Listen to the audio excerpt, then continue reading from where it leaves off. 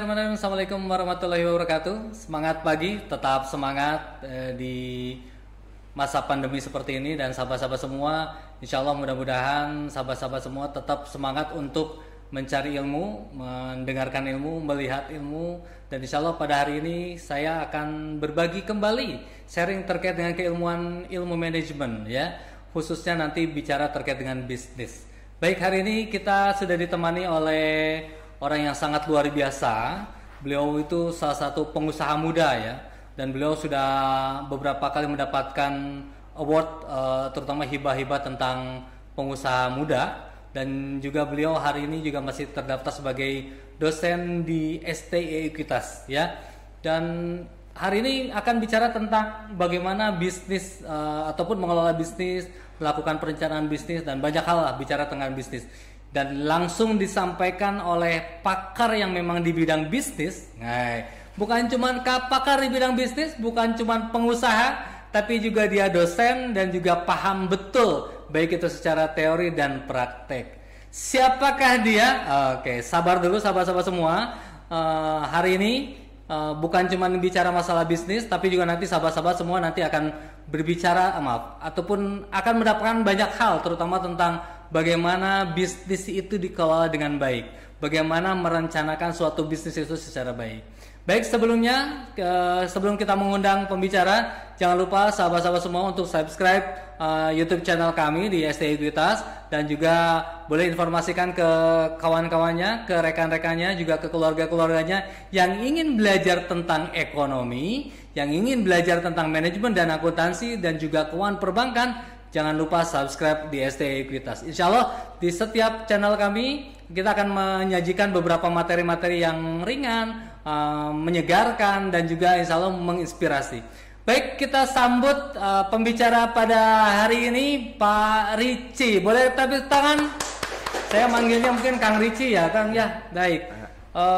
Jadi saya kalau ngobrol dengan Kang Rici ini, jadi terlihat seperti saya juga muda kembali gitu, ya. Pak Rici itu luar biasa ini. Kalau boleh tahu Kang, usahanya itu apa Kang? Usaha saya Pak Rici Segar Barokah, yang dimana itu usaha pertanian dan supplier sayuran berbasis kewirausahaan sosial. Berbasis kewirausahaan sosial, saya tangkap dulu ya Kang. Berarti Pak Rici itu apa tadi pertanian, ya? Pertanian. Berarti supply sayuran. Ya. Oh, kemana aja tuh Kang kalau? Ya, alhamdulillah saat ini paksa pasar kami tidak hanya di Bandung, tapi juga ada di Jawa Barat, Jakarta, bahkan nasional. Tahun 2014 bahkan kita ekspor ke Singapura. Sempet ekspor ke Singapura. Betul. Sayur apa tuh Kang kalau boleh tahu? Nah, kita spesialitinya di sayuran antik, yaitu seperti paprika, timun, curi, kemudian herbs atau dedaunan, dan yang mempunyai khasiat dan value dibandingkan dengan sayuran yang lain. Oke, unik katanya, ya gitu ya. Oh, pantesan Pak Rici itu dari paprika ya idenya Kang? Ya. Oh, oke, baik. Baik, itu tadi saya bilang, jadi Pak Rici itu bukan cuma pengusaha, tapi juga beliau juga dosen di STI Ekuitas. Seperti apa sih melakukan perencanaan kewirausahaan? Nah, nanti kita bahas lebih detail, ya. Seperti apa yang idealnya seperti tadi. Tapi saya mau tanya dulu Kang, tadi bicara apa sosial tadi Pak? Kewirausahaan sosial gimana tuh Kang maksudnya Kang? Kewirausahaan sosial maksudnya adalah kami memberdayakan masyarakat di Kabupaten Bandung Barat, terutama di desa kami di Kabupaten Bandung Barat, Desa Pasir Langu. Di mana itu Kang? Di Kecamatan Cisarua. Nah, Lembang ya, Cisarua. Ya, Lembang. Yang dimana di sana itu 70% pasokan paprika nasional diproduksi di desa kami. Kurang lebih 1 hektar. Dan sekarang kami mempunyai kelompok tani 30 orang. Kelompok tani 30 orang dikelola, dimanage sama Kang Rici. Lalu kemudian Kang Rici yang jual. Ya. Ya. Lahan mungkin nggak punya banyak, tapi keilmuan, ide, gagasan, merencanakan jadi salah satu eksportir sayuran nih sahabat-sahabat semua. Seperti apa sih Kang Rici mau bercerita? Nah, nanti kita bahas. Kang Rici kan mau cerita tentang bisnis model kanvas, ya, betul ya? Betul. Ini nggak orang awam ya, kanvas itu kan kayak melukis ya, untuk melukis, betul ya? Betul. Ini sama melukis juga. Kita juga gimana merencanakan bisnis yang sederhana, kemudian bisnis tersebut bisa kita otak-atik gitu sesuai dengan kondisi yang ada, karena kan sekarang kondisi bisnis kita itu sangat dinamis, gampang berubah. Kalau kita membuat suatu rencana bisnis udah tebel-tebel, udah lama, tapi ternyata berubah cepat, itu ambiar gitu kan. Makanya ambiar kita perlu ya, yang gitu. cepat gitu, perencanaan bisnis supaya eksekusinya cepat juga. Gitu. Pakai ini Pakai bisnis model Canvas. bisnis model Canvas atau singkatan BMC itu ya Pak? BMC. Oke. Sebetulnya secara otodidak ini bisa dipelajari nggak sih Pak? Secara otodidak bisa, karena emang ini diadaptasi dari bukunya Martin Osterwalder. Nah, itu bisa didapatkan di berbagai macam toko buku yang ada di dekat kita. Dan tapi kalau misalkan mau lebih dalam penjelasannya, nah, kita harus sambil praktek dan bahkan diskusi dengan expert juga. Ya, bisa juga dengan kuliah, karena banyak sekali secret atau rahasia-rahasia yang bisa dikupas tuntas dari sana. Ada beberapa secret atau rahasia-rahasia yang nggak bisa kita ungkap secara otodidak. Dan hari ini kita bahas langsung secara free sahabat-sahabat semua tentang bagaimana sahabat-sahabat memperlakukan bisnis model Canvas. Jadi tadi kalau Pak Ricci bilang ada di buku-buku banyak ya jualan ya, download juga kita bisa ya. Ada yang gratis. Gratis juga sama gitu kan. Sahabat-sahabat semua yang di rumah tidak perlu ngedownload, tidak perlu cari buku di toko buku dimanapun, cukup pantengin YouTube channel STIGitas. Baik, Kang, satu lagi Kang, sebetulnya banyak nggak sih pengusaha-pengusaha yang menggunakan BMC ini Kang? Nah, justru pengusaha banyak sekarang yang menggunakan BMC. Kenapa? Karena BMC ini selain mudah, dipelajari dalam 1 jam aja, dalam 30 menit kita udah bisa bikin. Gitu. 30 menit bikin, langsung usaha bisa? Langsung bisa eksekusi. Wih, gitu. keren. Nah, sahabat-sahabat semua, kira-kira seperti apa nih ya wujud BMC ini? Oke, baik, kita akan memberikan kesempatan Kang Ricci untuk bercerita tentang bisnis model Canvas. Silakan Kang. Baik. Bisnis model Canvas merupakan suatu tools atau metode sederhana untuk membuat perencanaan usaha. Seperti yang dibilang oleh Benjamin Franklin bahwa if you fail to plan, you are planning to fail. Atau ketika Anda gagal merencanakan, Anda sama dengan merencanakan kegagalan Anda sendiri. Nah, dari situlah kita perlu ada perencanaan yang matang. Nah, melalui bisnis model Canvas ini. Nah, apa saja yang diperlukan? Cukup Anda mengeprint yang namanya 1 lembar bisnis model Canvas. Itu bisa didapatkan download langsung dari strategizer.com atau banyak juga di Google nanti. Nah, kemudian ada juga 9 blok dalam bisnis model Canvas ini yang harus diisi secara terstruktur, kemudian sistematis, karena satu-satu atau kesemuan bagian itu saling terhubung satu sama lain. Gitu. Nah, kemudian selanjutnya adalah kita harus mengetahui yang pertama kali apa. Yang pertama kali yaitu kita harus tahu konsumen kita itu siapa. Jadi kalau kita seperti mau cari pacar, kita harus PDKT dulu, dia itu siapa, sukanya apa, kemudian dia maunya apa gitu. Nah, baru itu kita kasih. Kebanyakan kan pengusaha yang biasa itu kita bisa buat apa, kemudian dijual. Banyak orang-orang jual yang sama, kemudian biar bisa survive, mereka jual semurah mungkin, akhirnya silih banting harga, yang kuat bertahan, yang enggak ya udah gitu kan, rugi. Nah, maka dari itu kita harus bikin dulu, tahu dulu siapa yang akan kita incar, supaya enggak salah dalam penentuan harga, enggak salah di mana kita menjual barangnya, enggak salah juga kita menentukan nilai yang utama itu, nilai dari produknya. Jangan sampai kita jual Ferrari tapi jualannya di desa-desa yang ada Ferrarinya Nggak akan laku tuh, Kang. hancur. bener Kang. Iya. Berarti customer apa tadi segmen ya? Customer segmen itu seberapa apa ya ruhnya seberapa penting sih Kang customer segmen itu? Nah, customer segmen itu sangat penting karena memang kita harus tahu dulu siapa yang akan menjadi target market kita. Dia target market itu adalah orang yang punya uang. Kalau misalkan kita nggak tahu siapa yang punya uang, jangan harap kita punya penghasilan gitu. Jadi kan terkadang ada beberapa pelaku usaha tuh kan pokoknya mah usaha lah jalan kemudian terbentuk jualan mah gimana nanti. Betul kan ya? Ya, kebanyakan seperti itu. Yang penting jalan dulu. Tapi kalau mau jalannya cepat, mulus, akselerasi, kencang, benar. Kita harus tahu dulu ilmunya. Gitu. Oke. Berarti yang pertama ini ya, berarti segmen. Susah nggak sih Kang buat tentukan customer segmennya Kang? Oh enggak.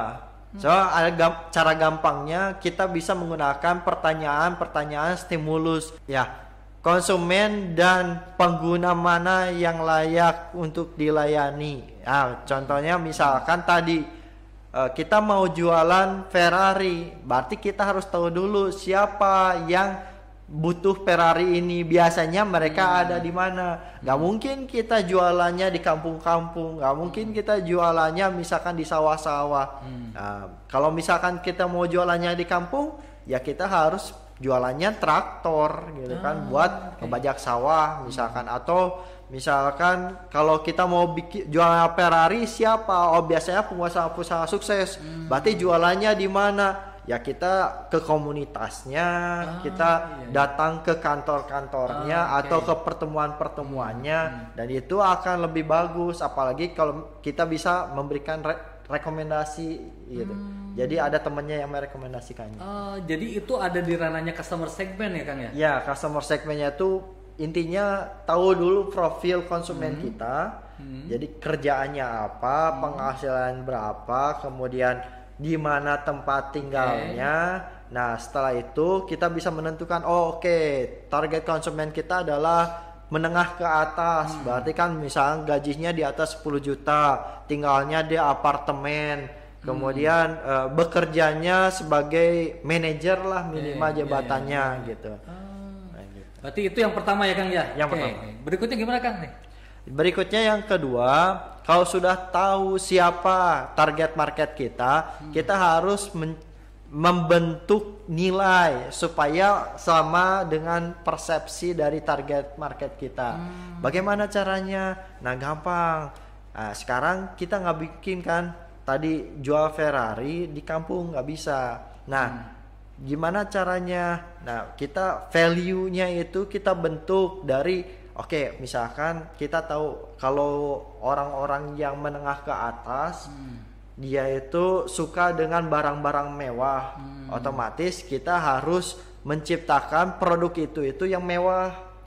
Gitu. Atau misalkan si konsumen kita itu middle low consumer atau menengah ke bawah. Berarti ya apa yang mereka melihat misalkan yang penting harganya murah gitu kan, gampang didapatkannya. Berarti cara pemasarannya juga atau si produknya juga itu harus lebih yang terlihat murah.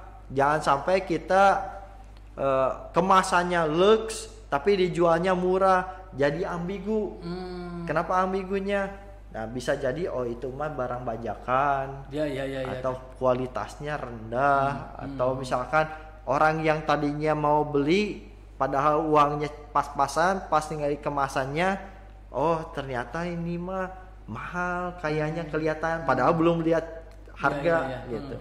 Jadi itu persepsi yang value proposition itu ya Kang ya? Apa nilai apa? Nilai.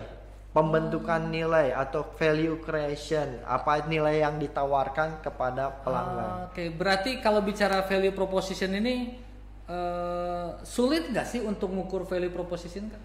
Untuk mengukur value proposition itu bisa kita lihat antara persepsi nilai yang diterima konsumen dengan uang yang dikeluarkan. Nah, contohnya misalkan gini, misalkan saya biasanya beli pulpen itu 1.500 satunya. Tapi pulpen biasa saja ya. Tapi ketika kita merubah kemasan, kemudian isinya itu walaupun sama saja karena kemasannya bagus, kita bisa merubah si nilai itu dengan memberikan bahwa dengan memakai pulpen ini ada prestise atau kebanggaan ketika menggunakannya gitu. Kemudian selain itu juga misalkan dengan menggunakan pulpen ini, misalkan pulpennya itu khusus untuk tanda tangan, jadi ada eksklusivitas gitu ya. Ada khususnya Jadi ada eksklusivitas. Kalau misalkan wah ada tanda tangan kontrak penting nih, pulpennya harus beda, langsung. Pantesan saya pernah ngelihat kan bolpen itu ada yang murah kalau saya pakai biasanya. Saya beli paling 5.000 lah gitu. Tapi ada juga yang merek bolpen yang harganya sampai 1 juta gitu ya. Betul. Itu value proposition ya terukur. Value propositionnya tujuannya beda supaya nanti orang ngeluarin pas momen-momen penting gitu. Susah nggak sih Kang menentukan value proposition kan? Enggak terlalu, karena kita bisa menggunakan beberapa pancingan pertanyaan. Oh, ada pancingan pertanyaan. Ada pancingan pertanyaannya. Seperti melalui saluran distribusi apa gitu kan. Kita bisa melihat gitu. Kita mau ngejual ini murah atau mahal dilihat dari di mana kita memasarkannya. Kalau mau terlihat murah bisa jadi cuma di warung biasa ada. Tapi kalau mau terlihat mahal bisa kita tinggal jual aja di mall gitu. Yang tadinya misalkan cakwe di Simang tukang pinggir jalan gitu kan 1.000 satu. Kalau udah cakwe dijual di mall satunya bahkan 15.000. Nah, itu kan salah satu indikatornya. Itu yang menentukan value proposition itu di situ ya. Salah satunya adalah salurannya, salah satunya. Salah satunya. Ya, dan ada beberapa juga. Baik. Berarti setelah customer segment itu masuk ke value proposition. Berarti ada keterkaitan nih antara customer segment sama value proposition. Betul. Karena kalau kita membentuk nilai sama dengan nanti akan membentuk konsumennya, kebanggaan akan produk yang dipakai oleh konsumen. Karena tersebut. nilai prestis itu dimunculkan dari value proposition itu ya. Betul. Jadi kalau misalkan gini Kang, suka ada produk yang premium, nah itu berarti masuk di value proposition. Value proposition. Nah, ketika kita menentukan value proposition ini, misalnya yang tadi saya punya produk premium lah gitu ya, kan berarti hak saya untuk menentukan bahwa produk saya premium, betul ya? Betul. Karena saya menyesuaikan dengan target gitu. Jadi ini dua ini yang penting utama di awal gitu ya? Ya. Oke. Masih ada 9 drop loh sahabat-sahabat semua. Oke, silakan Kang, lanjut apalagi Kang? Oke. Kemudian tadi udah ada nih value-nya, produknya produk yang bernilai. Bagaimana cara kita menghubungkan atau menyampaikan produk ini ke konsumen kita. Nah, dengan ada channel gitu atau saluran distribusinya. Banyak yang menganggap bahwa saluran distribusi ini bagaimana cara mengenalkan saja. Padahal yang paling utama adalah bagaimana terjadinya transaksi di dalamnya. Jadi kalau misalkan kita jualan pulpen, bukan sekadar kita gimana mempromosikan atau mengenalkannya melalui iklan, media dan sebagainya, bukan. Tapi bagaimana cara kita menjual hingga terjadinya transaksi ada gitu. Jadi di sana itu ada. Jadi di bisnis channel ini tuh bukan sekedar menyampaikan ya, tapi juga transaksi. Ada terjadinya transaksi di sana. Harus transaksi ya. Ya, jadi ada interaksi lah. Interaksi gitu. Interaksi. Jadi harus ada interaksi itu berarti menggunakan banyak media gitu kan? Menggunakan banyak media sebanyak mungkin sampai ada probabilitas atau kemungkinan terjadi transaksi itu semakin besar. Contohnya misalkan ketika saya jualan bisnis saya aja paprika gitu jualan paprika, saya nggak mungkin menjualkan satu aja. Misalkan saya di lapak saya sendiri, dari situ kan saya hanya terbatas orang yang datang ke lapak saja. Benar. Nah, padahal kita pengennya sebanyak mungkin penjualan produk ini. Bagaimana caranya? Oke, saya buka juga misalkan di e-commerce atau di marketplace. Nah, itu bagian dari channel ya? Bagian dari channel. Atau kita bisa pakai reseller juga. Jadi iya, kan iya. mereka berjualan atau afiliasi marketing Iya, atau bisa juga dititip konsinyasi di Konsinyasi, toko-toko benar, gitu. Dan masih banyak lah. Oh, itu channel berarti ya. Berarti Channel, yang betul. menghubungkan antara customer value dengan Value value proposition sama, sama customer segment. segment. Dihubungkan sama channel. Baik, baik. Terus apalagi tuh Kang? Nah, setelah itu kan kita maunya si konsumen itu beli lagi dan lagi. Bukan sekarang beli satu, oke cukup Selesai. tahu deh, beres Ah, gitu iya, kan. iya, iya. Nah, bisnis yang bagus itu orang balik lagi dan kalau bisa merekomendasikan biar orang lain, kerabatnya, keluarganya beli juga gitu. Nah, gimana caranya? Ada customer relationship yang dimana ada hubungan apa yang dibangun gitu. Jadi ada rasa kebanggaan ketika mereka memakainya. Gimana caranya? Bisa dibikin program, bisa dibikin kampanye-kampanye, bisa dibikin juga promo-promo, bisa dengan diskon, bisa lewat bikin komunitas. Misalkan ada sepedahan gitu ya. Iya. Kita lagi jualan sepeda, ternyata supaya penjualan sepeda ini meningkat, ada komunitas bersepedanya, ada promo. Misalkan kemarin 17 Agustus, promo 17-an, diskon 17%. Atau misalnya bikin juga membership. Nah, supaya mereka itu oke, kalau misalkan sepeda ini rusak, mereka bisa datang ke bengkelnya, ada membershipnya, ada biaya khusus lah gitu. Itu di sini ya, di customer relationship Di ya. customer relationship. Oh, termasuk kayak kalau beli minuman 10 gratis 1 itu di sini bukan? Betul. Oh, jadi harus diciptakan ya customer relationship itu. Ada supaya ya tadi konsumer itu loyal, Iya. kemudian beli lagi, bahkan kita bisa si konsumen itu bisa merekomendasikan produk kepada kerabatnya. Bukan cuma loyal tapi merekomendasikan. Kang, kalau tanpa promosi gitu, tanpa misalnya voucher tadi, ada nggak sih bentuk lain dengan customer relationship gitu? Banyak sih sebenarnya. Misalkan dengan cara bikin challenge atau kampanye gitu ya. Jadi kita bisa membuat berbagai macam hal. Contohnya adalah kalau saya mau bikin nih, ada idenya misalkan karena lagi tren banyak pakai sepeda, bikin go west gitu kan. Jadi orang yang nggak punya sepeda bisa sewa sepeda. Gimana cara ngebangun relationshipnya? Kita bisa dengan cara bikin aplikasi juga bisa. Misalkan si aplikasi itu nanti ada promo-promo. Carain promo misalkan dengan cara ada referral, merekomendasikan gitu kan. Jadi orang yang dapat rekomendasi dan yang merekomendasikan dapat poin juga. Jadi semakin orang banyak poin, semakin banyak juga dia akan terus melakukan transaksi gitu. Itu di customer relationship ya. Jadi ternyata customer relationship itu dia sebagai penghubung juga ya Kang?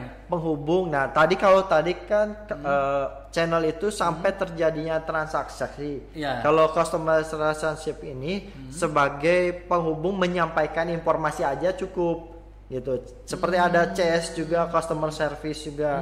Nah itu kan salah satunya gimana ada interaksi. Orang mengeluh, dihubungi, ternyata masalahnya selesai. Oke, yang tadinya dia kapok mau lagi. Itu di situ juga sama di ya. situ juga sama. Apalagi nih Kang? Iklan-iklan.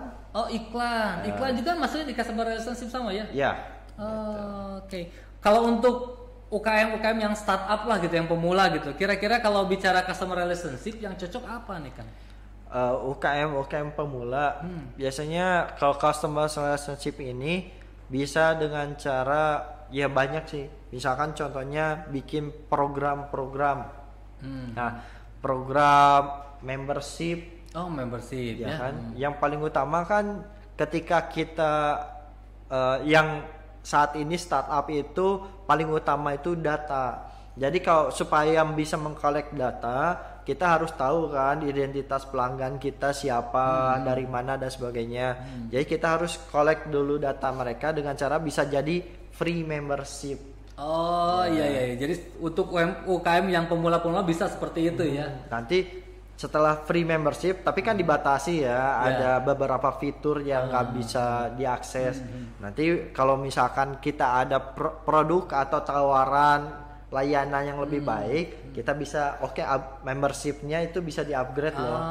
Iya, berarti itu baru 4 ya, tapi aja ada keterkaitan berarti kan? Ada keterkaitan. Ada keterkaitan. Masih ada 5 blok lagi nih. Enggak Kang Arji. Ya. Oke. Setelah itu kita tahu ya ada 4 hal itu kan berhubungan dengan hal pemasaran. Dari sini kan pasar itu akan memberikan penghasilan buat kita atau revenue.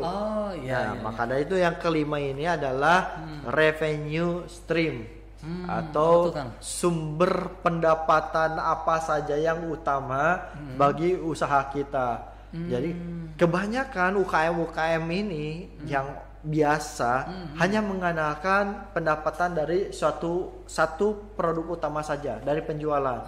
Nah itu kesalahan. Karena kalau misalkan nggak jualan atau produk itu nggak laku, berarti dia nggak punya penghasilan. Iya. Makanya kita harus punya beberapa sumber penghasilan di breakdown. Yang tadinya misalkan jualan nasi goreng. Jualan nasi gorengnya itu satu aja jenisnya, satu goreng plek udah gitu kan. Orang lama-lama kalau cuma pakai itu aja bosen. Kalau misalkan sekarang nasi goreng ada toppingannya apa, pakai seafood, pakai telur, pakai apa, atau sambalnya juga banyak-banyak kan. Kalau pakai sambal mata misalkan harganya tambah 5.000 lagi. Itu tuh bagian dari revenue stream ya Kang? Betul. Jadi diversifikasi harga sama sumber-sumber penghasilan intinya mah. Sumber penghasilan ya, jadi dari mana aja. Meskipun di produk yang sama, tapi dia bisa meng-create dengan harga yang berbeda. Betul. Ini sahabat-sahabat semua ya. Kalau sahabat-sahabat lihat, ternyata tukang bubur itu melakukan revenue stream ya Kang? Betul. Padahal beliau tidak sekolah ya, tapi tahu revenue streamnya bubur ayam. Kalau toppingnya tambah ati amplat, berarti penghasilannya nambah, itu revenue stream. Betul. Belum lagi nanti kalau pakai telur, belum lagi nanti minuman yang segar, beda lagi.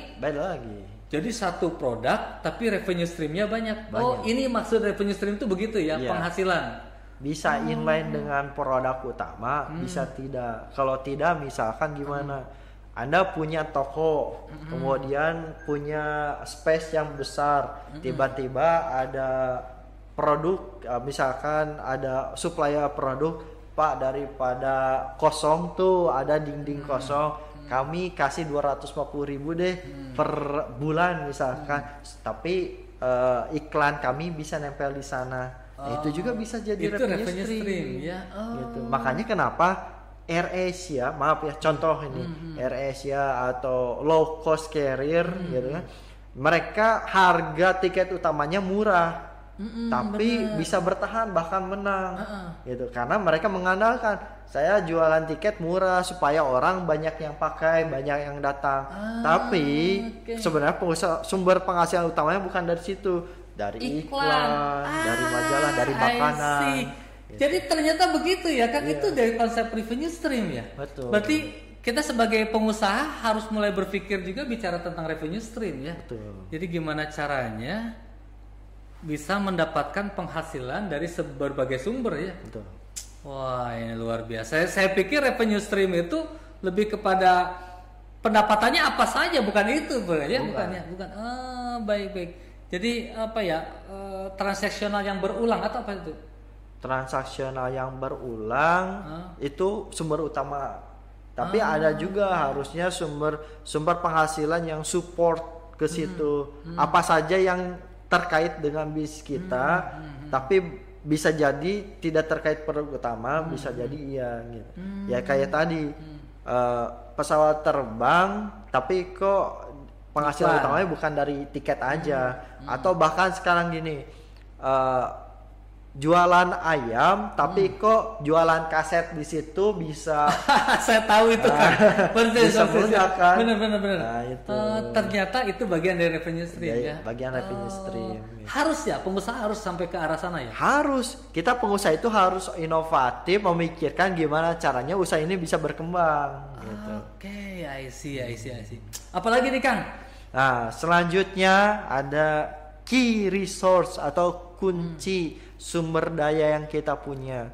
Contohnya kalau misalkan saya, kunci utama saya bisa bertahan di industri pertanian karena saya punya lahan, ya.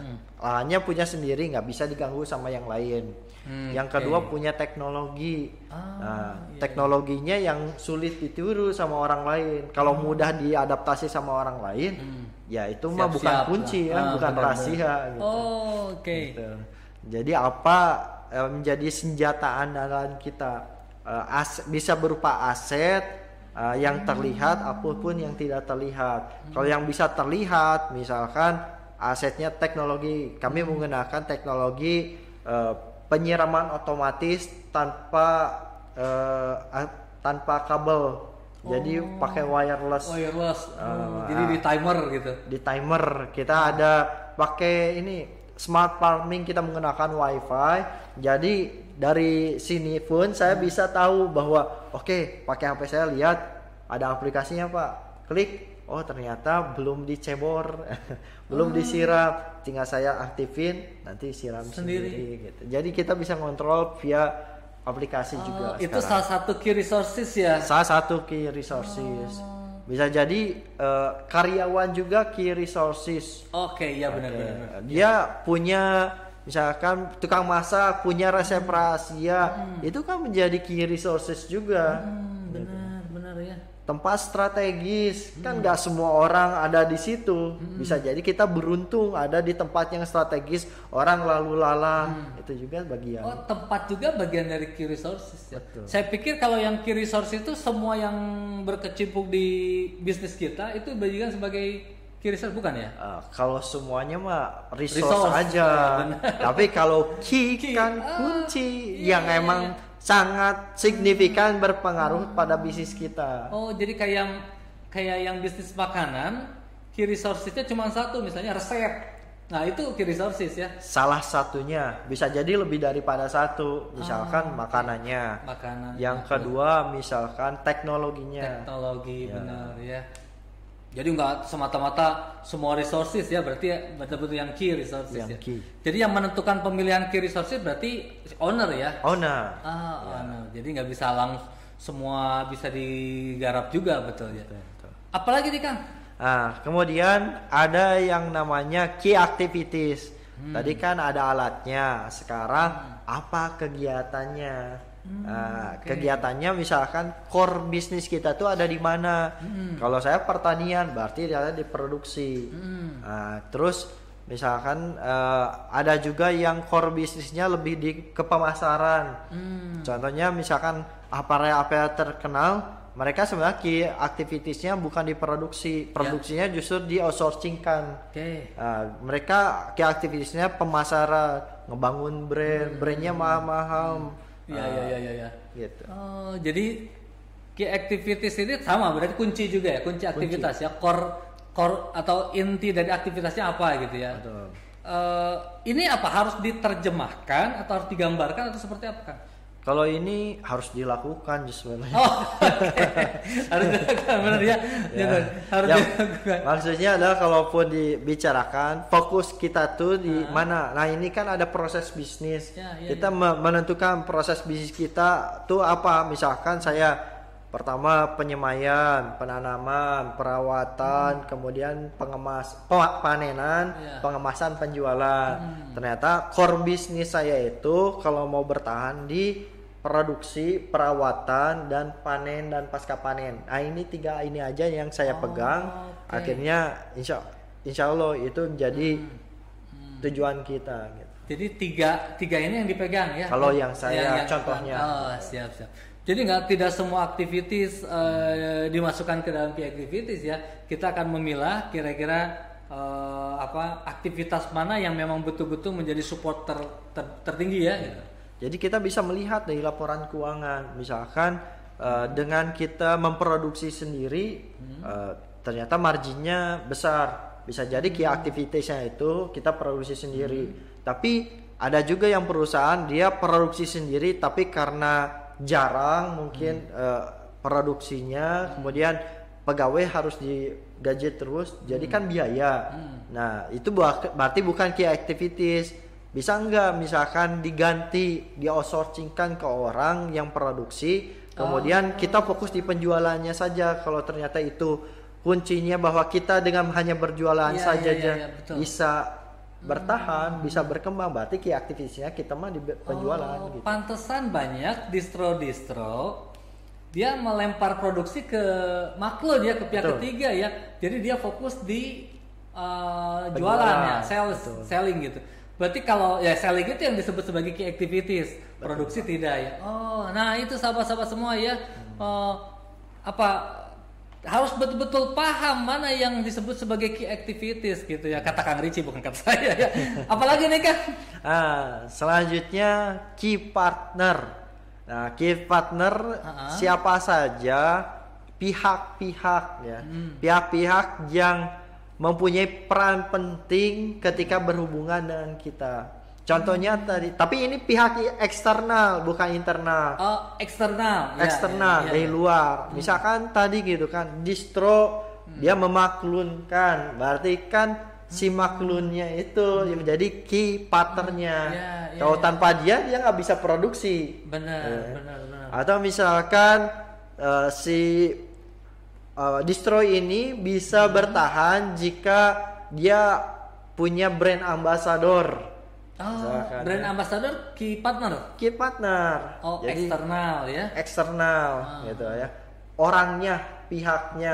Kalau cara mempromosikannya oleh pihak ambasador itu masuknya tadi ke customer relationship. Customer relationship. Tapi kalau pihaknya misalkan saya ini pengen memproduksikan produk saya paprika karena saya produknya fresh, berarti saya pengennya ngegandeng Chef Juna misalkan.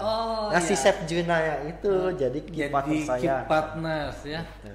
Jadi nggak semua partner ya. Jadi kalau kita gambarkan di key partner. Bukan nggak semua partner. Mungkin stakeholder atau pemegang kepentingan. Tapi kan pemegang kepentingan banyak. Nah kita ukur yang betul-betul memberikan pengaruh signifikan. Kalau dia nggak ada, berarti ada yang kurang dari bisnis kita. Gitu. Oke, berarti situ ya key partners. Terus kemudian apa lagi kan? Terus yang terakhir nih, cost structure. Ada biaya-biaya apa saja yang perlu kita perhatikan dalam membuat bisnis.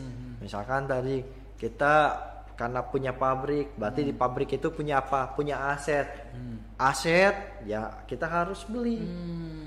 Tapi ada yang banyak salah kaprah. Aset, saya mah punya rumah sendiri. Misalkan saya produksinya pakai kompornya punya mama gitu. Jadi saya mah nggak punya aset yang harus dibeli. Jadi investasinya nol Pak gitu. Nah, itu salah. Itu kalaupun kita ada aset yang sudah ada sebelumnya, kita harus memvaluasi berapa aset ini setelah ada depresiasi atau penurunan harga dimasukkan nanti ke dalam aset. Nanti kan kalau misal aset itu udah habis nggak bisa dipakai, kita harus beli lagi. Dari situ kita perhitungannya itu biaya sewa tempat atau misalkan biaya tenaga kerja juga, benar, bayar ya, biaya promosi, ada juga misalkan biaya-biaya yang lain seperti utilitas, bensin, listrik, pulsa dan pokoknya terkait tentang cost masuk di sini ya. Cost karena di sini kan bukan key cost, berarti semua. Gitu. Jadi cost structure itu pokoknya semua ya, struktur biaya itu semua. Nah ini udah 9, terus nggak diapain Kang kalau sini? Gampang. Nah ini contohnya kita hanya buat poin-poin penting saja.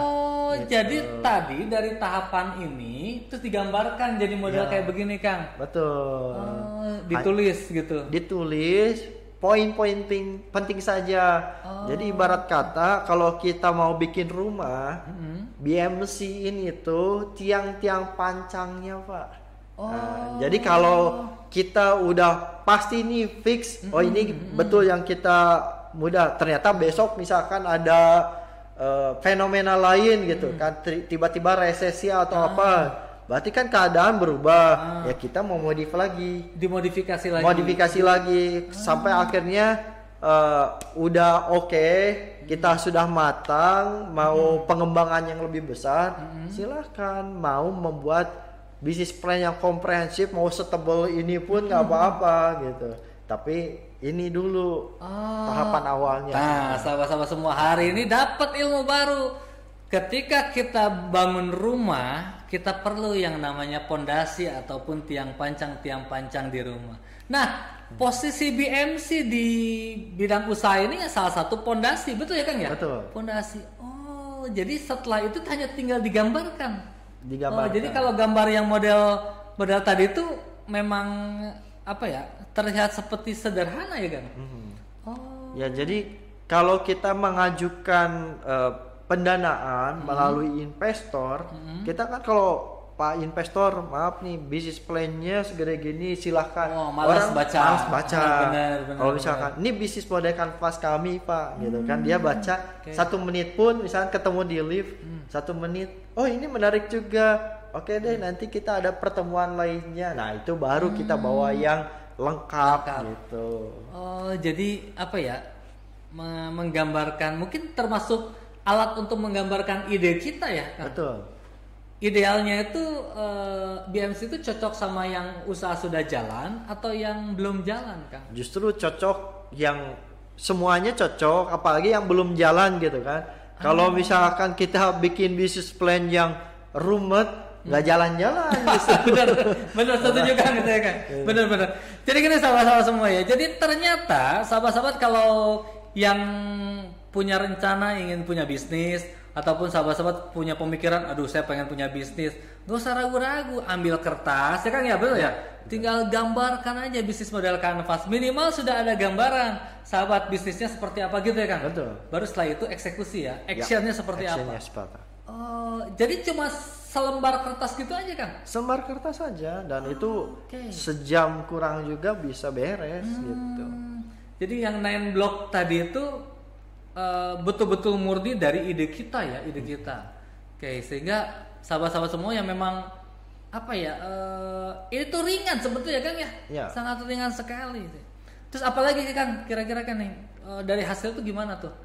Dari bisnis model kanvas ini, betul. Kalau sudah, baru dari kita itu kan buat berupa poin-poin penting. Nanti ada penjabaran, misalnya customer segment, kita mau bikin goes tadi gitu ya. Siapa customer segmentnya? Misalkan wisatawan yang datang ke Bandung supaya bisa keliling kota Bandung. Nanti dijabarin wisatawan seperti apa. Baru diceritakan wisatawan yang misalkan dia punya penghasilannya berapa, kemudian pekerjaannya apa, lalu tinggal di mana dan sebagainya gitu. Jadi ada perinciannya lebih lengkap. Nanti perincian yang lengkapnya itu bisa dibuatkan bisnis plan yang lengkap. Ini contoh Kang, misalnya kan bisnis plannya Lemonade ya. Nah ini gimana nih Kang?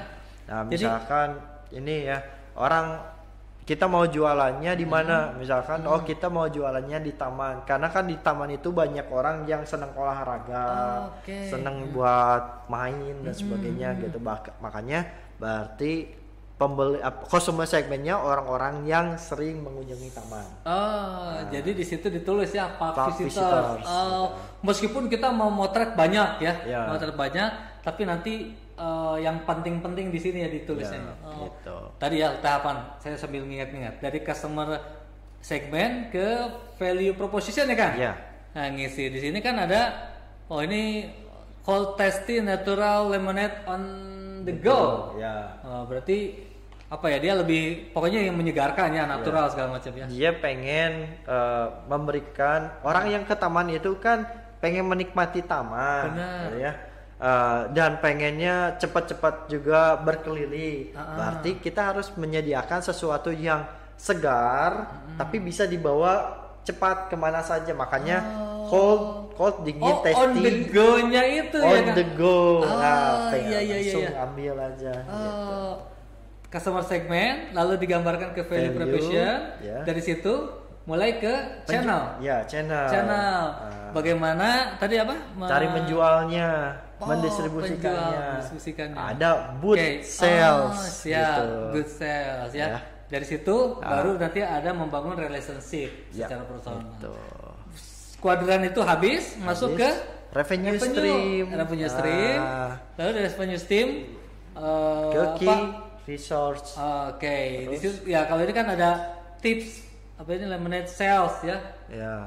Oke, baru dari situ masuk ke key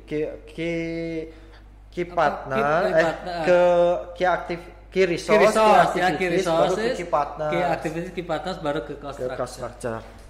Jadi gambaran ini tuh sederhana sebenarnya kan? Sederhana banget gitu. Kita pakai post it aja misalkan Iya tempel benar, pakai gitu post kan. it, tempel. Tempel. Bisa ya? Bisa. Tinggal nyediakan kertas, tempel. Yep. Jadi ini sebetulnya bisa juga digunakan untuk grup ya kan? Ya. Grup gitu, misalnya 5 calon pengusaha mau diskusi gimana caranya berbisnis, ya sudah pakai bisnis model kanvas gini. Ya. Gitu ya ternyata. Apalagi sih Kang keunggulannya Kang dari BMC nih Kang, kalau boleh tahu Kang? Keunggulan dari BMC ini ya selain mudah, cepat, ya tentunya mempercepat kita juga membuat suatu keputusan. Itu bisa jadi juga kita misalkan melihat bisnis yang lain, kemudian kita ingin membuat bisnis yang lebih baik daripada itu. Kan kita bisa juga melihat, dengan melihat kita bisa menerjemahkan bisnis model kanvasnya itu apa. Terus kalau misalkan kita mau menang melawan dia yang sudah ada, kita tinggal tambahin apa yang kurang di bisnis model kanvasnya dia. Di mapping aja gitu ya Kang ya. Gitu. Oke. Kalau saya dulu punya pemikiran ya pakai main map aja lah, tinggal gambar gitu kan, mau seperti apa gitu.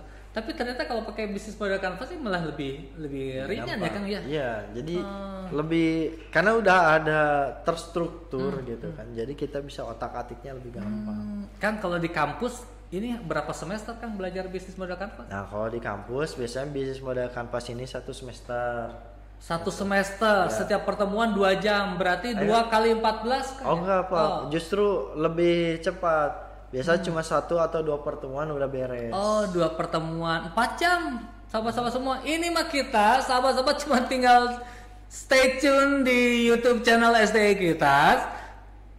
Lihat saja liputan dari Kang Richie, ya sudah selesai Kang. Sahabat-sahabat sudah bisa langsung praktek ya Kang ya. Ada lagi nggak sih Kang keunggulan itu? Banyak sih kalau misalkan mau keunggulannya lebih banyak. Nah, kunjungi di kelas dan di ST Kuitas inilah. Ada Kang Richie luar biasa.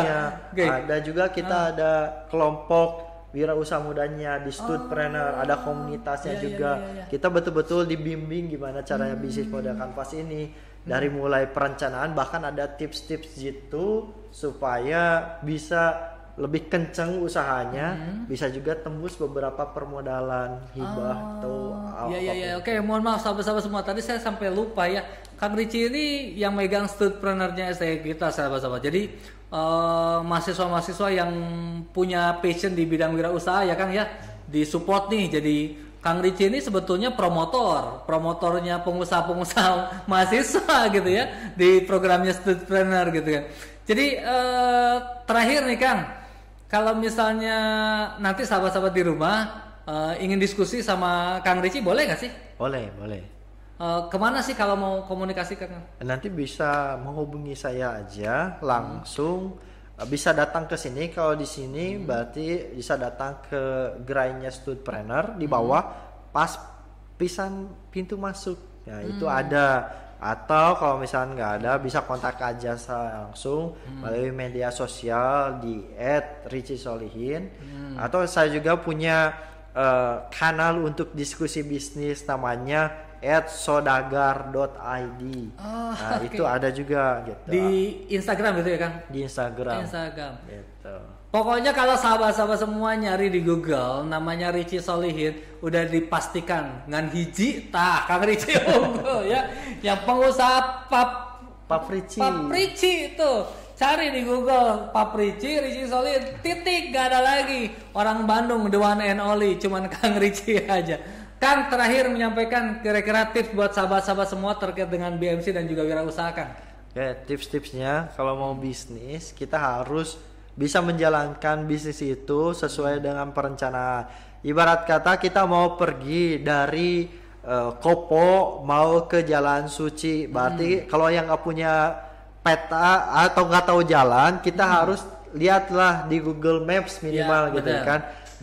Jalur yang paling cepat itu kemana? Nah, sama ini juga kalau kita mau bikin bisnis, bikin dulu mapnya, petanya berupa apa? Rencana bisnis. Salah satu yang paling mudah, bikin BMC-nya biar gampang nanti pengukurannya. Gampang kalau misalkan ada yang macet, cari alternatif. Nah, melalui BMC itu kita bisa otak-atik alternatifnya apa. Jadi intinya adalah bikin bisnis dengan ilmu, insya Allah nanti akan lebih maju. Bikin bisnis dengan ilmu insya Allah akan lebih maju. Nah gitu sahabat-sahabat semua ya, ternyata ya sahabat-sahabat itu jangan pernah ngerasa cukup ilmu. Sahabat-sahabat harus merasa punya pemikiran haus ilmu ya Kang ya. Haus ilmu. Makanya saya dan kawan-kawan di sini betul-betul sukarela, insya Allah kita akan memberikan banyak materi-materi yang menyegarkan, renyah, lalu juga cukup ringan untuk dicerna, dan terutama insya Allah pasti bermanfaat untuk sahabat-sahabat semua. Ada lagi Kang yang mau ditambahkan? Ini itu aja. Oke, Biar penasaran datang ke sini, apalagi kalau kuliah di sini Oh, makin lengkap. Oke, ilmunya. luar biasa. Kang Richie itu hebat banget lah. Jadi kalau sudah mempromosikan ekuitas, oh ini nomor 1 ini kalau Kang Richie ya. Baik sahabat-sahabat semua yang ada di rumah, mungkin itu saja ya topik hari ini terkait dengan bisnis model Canvas. Insya Allah kalau misalnya memang sahabat-sahabat punya komentar dari channel ini, dari liputan yang hari ini, silakan komentar. Kalau menginginkan topik yang lebih update lagi atau menginginkan topik tentang tips kewirausahaan segala macam, silakan nanti boleh komentar, nanti kita akan diskusi dengan Kang Richie. Mudah-mudahan Kang Richie masih mau datang di acara yang sama ya Kang ya. Insya Allah tetap semangat, Oh, terus oke, semangat baik. kalau datang ke acara ini. Siap, luar biasa.